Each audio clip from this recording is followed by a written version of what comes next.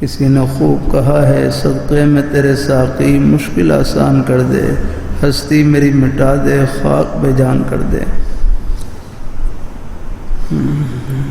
گفتن و کردن فرق دارت، کسی بے عمل استاد سے ساری اخلاق جلالی پڑھ لی جائے، کسی بے عمل استاد سے ساری اخلاق جلالی پڑھ جانے سے کھوٹے دھیلے جتنا بھی اثر نہ ہوگا، اور کسی اللہ والے کے پاس ایک گھڑی بیٹھنے سے بھی کچھ نہ کچھ اثر ہوگا۔ اس لیے کسی اللہ والے نے کہا ہے یک زمانہ صحبت باولیاء بہتر سالہ طاعت بیریا۔